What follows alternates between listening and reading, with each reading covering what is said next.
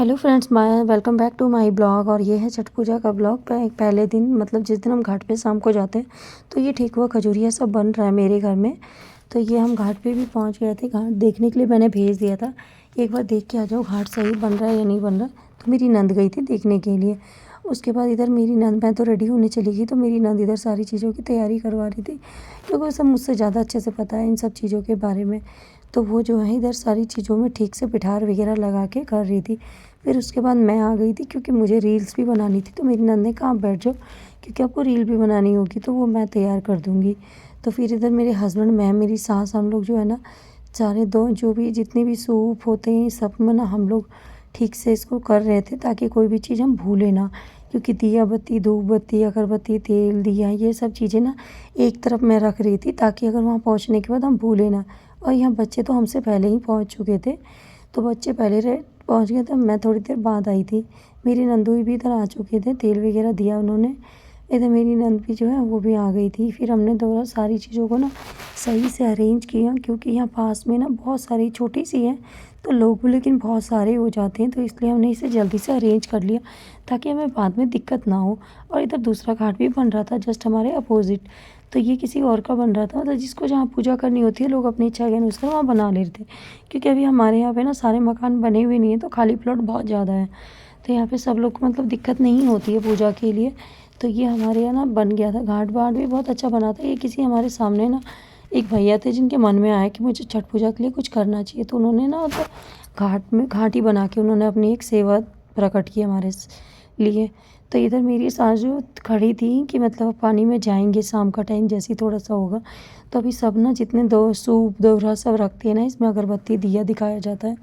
उसके बाद जो मेरी सास पानी में घुस गई थी, तो वो पानी में नहाती हैं, और उसके बाद वो ना सारे फल फ्रूट्स वगैरह जो भी हम टोकरी में रखते हैं उस सब का अर्घ देते हैं सूर्य भगवान को, क्योंकि उनको पहले इस चीज़ का अर्घ दिया जाता है।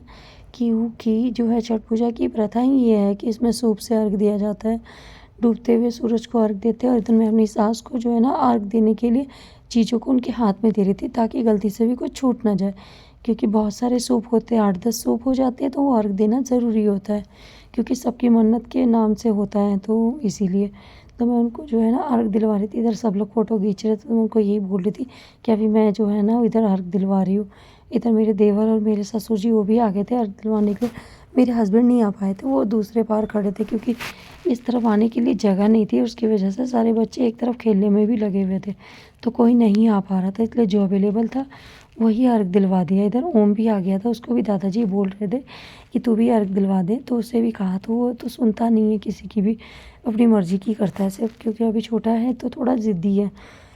और उसके बाद मेरे ससुर जी ने भी मेरी सासू माँ को अर्घ दिलवाया। और इधर मेरी नंद दोनों बैठी हुई थी, वो दोनों वेट कर रही थी कि अब कब घर पहुँचें, क्योंकि उनके बच्चों को भूख लग चुकी थी, क्योंकि दिन में भी उन्होंने कुछ नहीं खाया था। इधर मेरे ओम को भी भूख लगी थी, इसलिए उसने मुझे तंग कर दिया था रो रो के शाम को। और इधर मम्मी की पूजा हो चुकी थी, बस ये शाम को छठी मैया के नाम से मिट्टी का एक छोटा सा बना के उनमें टीका लगा के और अगरबत्ती वगैरह दिखा के पूजा कर दी जाती है। इधर मैं खड़ी थी मेरी सासू माँ का, फिर हम इंतज़ार करते, क्योंकि अब सब ना पूजा कर चुके थे। पूजा के घाट से वापस लौट चुके हैं और सब एकदम भूखे हुए हैं, और ऐसे भूखे हैं जैसे जीवन में कभी खाना नहीं खाया। देख ही रहे होंगे आप लोग, एकदम टूट पड़े हैं बच्चे सभी।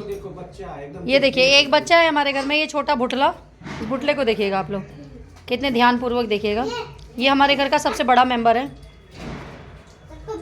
और सब लोग को भूख लगी हुई है तो सब खाने बैठ चुके हैं। तो ये है हमारी छठ पूजा आफ्टर पार्टी। तो इधर मुझे ओम के पापा भी काफ़ी परेशान कर रहे थे छिपकली दिखा के। और आप लोग को वीडियो अच्छी लगी है तो लाइक शेयर सब्सक्राइब करना ज़रूर मत भूलना। और मिलते हैं आपसे नेक्स्ट ब्लॉग में। छठ पूजा की आप सभी को हार्दिक शुभकामनाएं। Bye bye.